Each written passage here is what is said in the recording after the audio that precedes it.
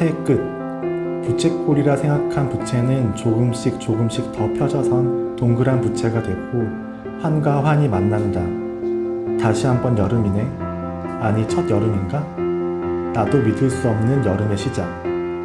지금은 5월 25일 오후 3시이며 사실은 7시이며 아니 무시로 나는 밀림이 된 등산을, 탑산을, 터미널을, 로터리를 그리하여 여름, 비 오는 날의 아침을 보고 있다. 아니 쓰고 있다. 그러니까 보고 있다.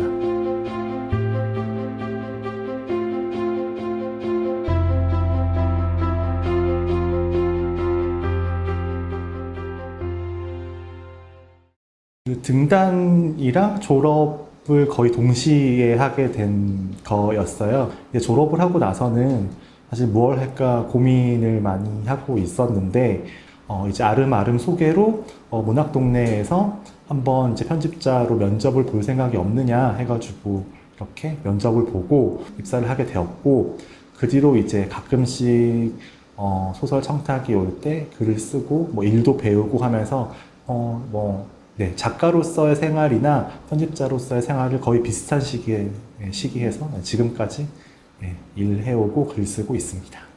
두 개가 굉장히 유기적으로 돌아간다고 생각을 하면서도 의도적으로 별개라고 생각하려는 편인 것 같아요. 일단 1차적으로는 모든 작가는 일단 먼저 독자인 거잖아요. 그렇기 때문에 어떻게 보면 독자 정체성을 조금 가지고 편집 일을 하는 편인 것 같아요. 일단 많이 편견 없이 읽어내고 이제 이것을 책으로 만드는 과정을 겪고 있는 거고, 그래서 그 책을 읽다 보면은 좋았던 부분이 있거나 또 좋아하는 단어가 생기거나 하면은 당연히 글쓰기에 영향을 받는 것 같아요. 제가 소설 쓰는 사람인데 편집 일을 하는 것은 조금 또 다른 차원의 겹이 생기는 것 같아요. 그러니까 편집자로 일을 할 때 한국 문화 편집자 같은 경우에는 굉장히 보수적으로 일을 하는 경우가 많아요. 예, 문장을 함부로 고칠 수도 없고 이 소설이 어떻게 되었으면 좋겠다라고 적극적으로 말하기도 조금 어려운 게 사실이긴 한데요. 하지만 그런 것들을, 거추장스러운 것들을 조금 떼고 나면은 뭐라고 하면 좋을까요? 편집자와 작가의 관계도 하평이랑 그렇게 다를 게 없다고 생각하거든요. 예, 그럴 때는 저의 작가적인 모습을 그렇게 숨기려고 하진 않아요. 작가한테도 선생님 이런 식으로 고쳐보는 건 어떨까요? 그러니까 되게 조심스럽게, 하지만 조심스럽게 제안을 할 수 있는 거죠. 그리고 그게 납득이 가능하다면은 작가분도 고쳐주시는 거죠. 그 정도의 아주 작지만 큰 영향들을 주고받으면서 유기적으로 계속 이어져 나가고 있는 소설을 발표하게 될 계절이 여름이었어요. 그래가지고 여름 소설 쓰면 좋겠다라는 생각을 은연중에 가지고 있었는데, 여름을 생각해 보면은 일단 정말 분자 활동이, 온도가 올라가면 분자 활동이 엄청 활발해지잖아요. 그런 어떤 생기나 활동감이 있는 것이라고 생각했고, 어떤 사랑이랑 착각할 수 있을 만큼의 어떤 강렬함이 있는 건 여름이라고 생각을 했어요. 그리고 꽃은 되게 봄에 피긴 하지만은 잎이 엄청나게 무성해지고 활발해지는 시기는 여름이잖아요. 그런 것처럼 무언가가 굉장히 만개하고 무성해지고 많아지고 활발해지는 시기가 여름이라고 생각을 했어요. 그게 또 사랑이랑 닿아 있는 어떤 그 사람이 가지고 있는 에너지, 사랑을 할 때 에너지랑 비슷하다는 느낌을 많이 받기 때문에 여름을 많이 쓰는 것 같고요.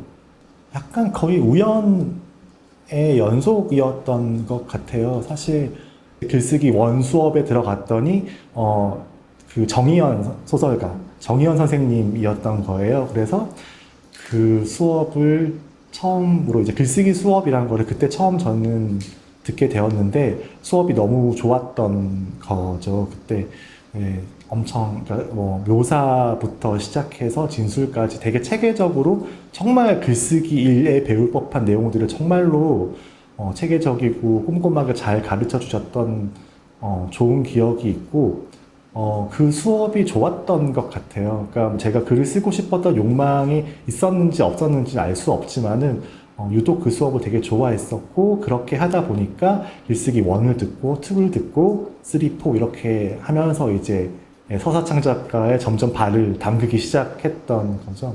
또 한 분의 선생님이 이야기를 하자면은 아마 소설 창작 워크샵 수업이었을 거예요. 아마 2학년 2학기부터 듣게 되는 수업인 것 같은데요. 그때 이제 강영숙 소설가 선생님 수업을 듣게 되면서 본격적으로 소설을 써봐야겠다. 그 수업에서 선생님이 해주신 이야기들, 뭐 격려들, 뭐 칭찬들, 뭐 이런 거를 받으면서 소설 한번 열심히 써볼까? 소설을 좀 영화도 너무 좋긴 하지만은 소설로 한번 본격적으로 써볼까 하는 생각을 했던 것 같아요. 네. 글쓰기는 영화에 비해서는 에코 예술이죠. 그러니까 마감을 예로 들자면은 마감 때 집이 정말 개판이 돼요. 저희 집도 정말 막 쓰레기도 가득 쌓여 있고 설거지도 뭐 쌓이고 옷도 쌓이고 하는데 뭐 조심스럽게 이야기를 꺼내자면은 소설을 쓰는 거는 저희 집만 어지르는 것 같아요.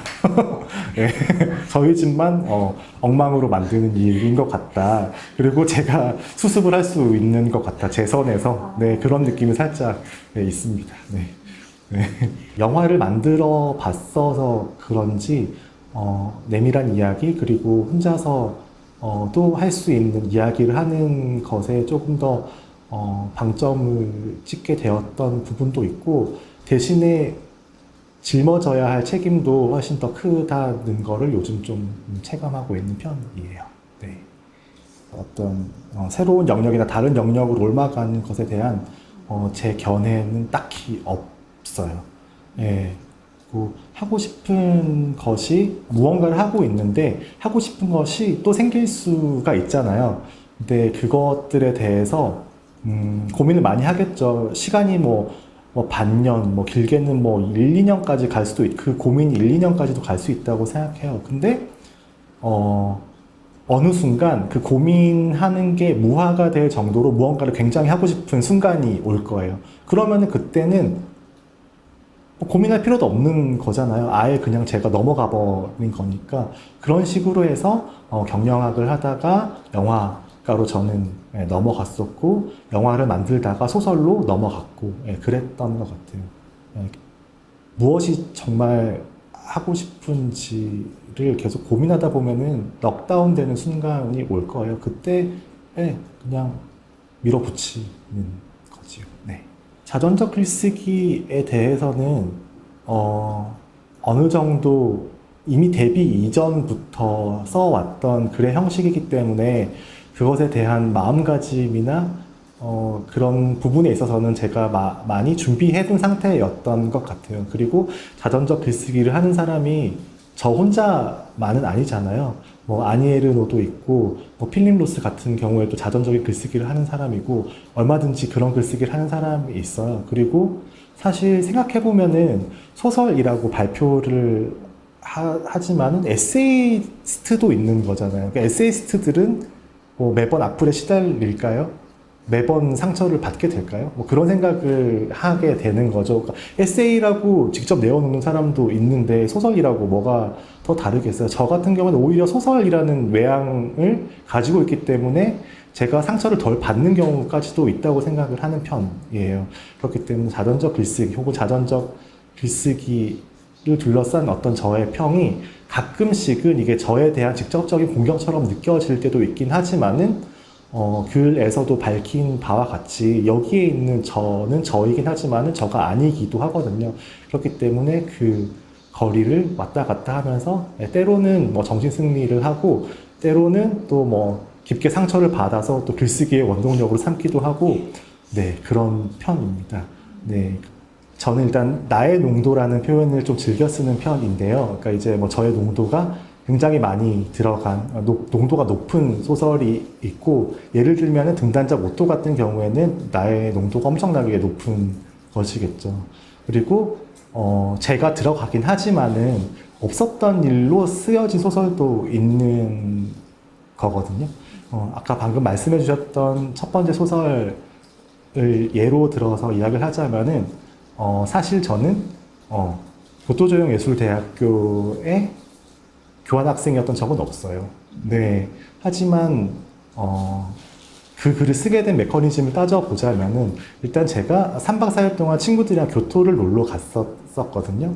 그리고 우연히 교토조형예술대학 앞을 걸어가게 됐었어요. 네, 그리고 조금 더 걷다 보니 소설 속에 나왔던 카페 뮤를 가게 되었어요. 네. 또 거기서 상상력을 조금 발휘하기도 했죠. 그리고 소설의 반절이라고 볼 수 있는 구남친과의 생활, 그리고 뭐 헤어지고 나서도 같이 살고 있는 이야기는 또 사실이에요. 그러니까 이제 허구와 이제 현실을 조합해서 쓴 소설인 거죠. 컬리지 포크 같은 경우에는. 네, 그런 식으로 쓰여지는 경우도 있는 거죠. 그러니까 아예 정말 제가 있었고 제가 생각한 걸로만 이루어진 오토 같은 소설이 있는 반면에 현실이랑 허구가 조합된 컬리지 포크 같은 소설도 있습니다. 네. 그 물건을, 그 사물을, 그 지명을, 그 꽃을 정확하게 호명하고 싶다는 생각을 해요. 그게 아니면 안 되는 것 같아요. 어디서 생긴 버릇인지는 모르겠어요. 바로 그것을 지목하고 싶어요. 근데 그것은 뭐라고 하면 좋을까요? 제 정체성과도 긴밀하게 영향을 맺고 있는 것 같아요. 그게 뭉뚱그려진 게 아니라 그 사람을 게이라고 말하기, 그 사람을 레즈비언이라고 말하기. 그러니까 흐릿한 게 아니라 바로 그것으로 지목하고 싶은 마음, 그리고 내가 나라고 이렇게 말하고 싶은 것과도 조금 연관이 지어지는 것 같다는 생각을 하고 있어요. 네, 그렇습니다. 가장 동의를 할 수 없는 부분 중에 하나가 제 소설이 선정적이라는 데 있는 것 같아요. 그러니까 제 소설이 선정적이라고는 저는 특히나 더 못 느끼겠죠. 그리고 심지어 어떤 생각을 하고 있냐면은 컬리지 포크 같은 경우에는 충분히 선정적이지 못해서 아쉬운 마음까지 들고 있어요. 네. 선정성이라는 게 아마 좀 사람마다 차이가 있을 것 같은데요. 일단 조금 낯선 성애적인 장면이 나와서 거부감이 선정적이라고 느껴졌을 수도 있다고 조심스럽게 추측을 해볼 수도 있고요. 그리고 아까 말했듯이 제가 정확한 단어를 지목하고 그것에 대해서 비교적 선명하게 표현하려고 하기 때문에 too much information이라고 느낄 수도 있다고 생각하고 있습니다.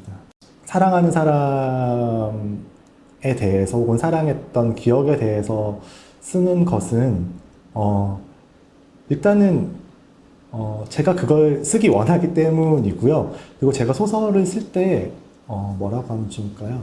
어떤 재미있는 이야기를 해줘야지 이제 기가 막힌 뭐 어떤 통찰력을 보여줘야지 라고 소설을 쓰는 게 아니라 제가 느꼈던 감정, 제가 느꼈던 기분, 그리고 제가 보았던 풍경을 저는 전달하고 싶은 마음에 소설을 쓰는 일이 많은 것 같아요. 제가 간청한다라는 표현을 썼죠. 간청한 존재들을 그리기 위해 소설을 썼다. 이 문장이 저한테는 되게 좀 어려운 문장이었는데요. 그러길 원하는 사람을 쓰고 싶은 사람을 썼다라고 다시 해석을 해도 좋을지 모르겠지만은 쓰고 싶은 사람을 다시 한번 축성한다, 살게 한다라는 맥락에서의 소설 쓰기라고 생각을 했고, 그렇다면은 이건 제가 쓰고 싶은 소설이 맞는 것 같아요. 제가 추구하는 바라고 생각을 하고요. 근데 사실은 이 말은 프루스트가 했다고 해도 무방한 이야기인 것 같아요. 프루스트의 소설에 나오는 인물들이 진짜 엄청나게 많은 인물 군상들이 나오거든요. 그리고 이제 뭐 어머니, 할머니에 대한 그런 이야기들이 많이 나오는데 프루스트가 하고 싶었던 것도 소설 속에서 다시 한번 살게 하는 것이었던 것 같아요. 저는 이 해설에서도 이 인용도 그런 맥락이라고 생각했는데요. 정확하게 제가 하고 싶었던 소설의 작업도 이것인 것 같아요. 사랑 이야기가 아니고서 제가 소설을 쓸 수 있을까 물어본다면 되게 회의적인 생각이 들더라고요. 그게 아니라면은, 그러니까 어떻게든 사랑의 변주이고 사랑의 다른 모습인 거를 쓰게 될 거기 때문에 사랑이 아닌 걸 쓸 수는 없을 것 같다는 생각까지 들어요. 곧 작업을 해야 되는 상황이고요. 네, 가을 11월. 10월부터 네, 그 창비 문학 웹인 문학삼에서 중편 소설을 네, 연재하기로 하였어요. 네. 뭐랄까요? 제목은 지금 마이 리틀 러버라는 제목인데요. 일단 당연히 연애 소설이 될 것 같고, 제가 등단작에도 나왔고 컬리지 포크에도 나왔던 그 구남친이라는 인물이 항상 헤어지거나 끝나는 이야기만 썼었는데 그 구남친이라는 인물이랑 시작하는 이야기를 쓸 예정이에요. 시작하고 헤어지고 다시 만나는 그런 예, 약간 어떤 그 정도의 큰 계획을 가지고 있는 중편 소설입니다.